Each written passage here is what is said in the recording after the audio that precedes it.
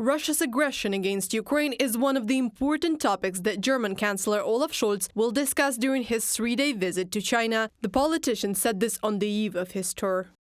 This will be an important part of my negotiations. The fact is that China does not support Russia in waging a brutal war against the neighboring Ukraine. Peace in Europe and the integrity of borders are core European interests. Olaf Scholz, Chancellor of Germany, in an interview with Tageszeitung.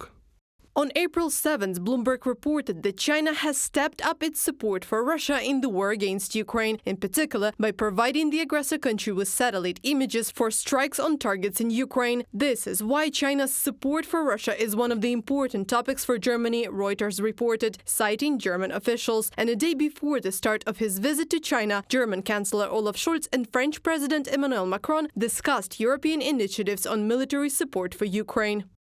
After reaffirming their unwavering and long-term support for Ukraine, the two leaders continued the work of the conference held in Paris on February 26 and the Weimar summit held in Berlin on March 15. They also discussed European initiatives on military support for Ukraine, from a statement on the Elysee Palace website. Also on Saturday, April 13th, Ukrainian President Volodymyr Zelensky said that he had an important and productive conversation with Olaf Scholz. Germany will provide us with additional Patriot missile system. We have agreed on this with Chancellor Scholz. We are also working with Germany on an additional IRIS-T system. This is also a strong air defense system, and on missiles for our existing air defense systems. Germany's leadership can really be felt, and thanks to that leadership we can save thousands of lives and give Ukraine more protection from Russian terror.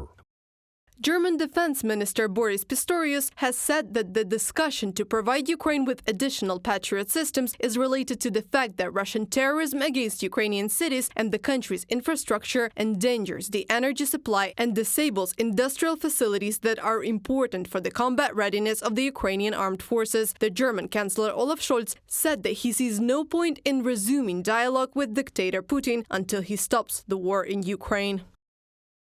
Putin wants to move the borders by force. By doing so, he threatens the entire world order in Europe. And what he has done now, he announced long before. In his articles and speeches, Putin claimed that Belarus and Ukraine were not independent states, but belonged to Russia. We all should have understood this literally. Olaf Scholz, Chancellor of Germany, in an interview with Tageszeitung.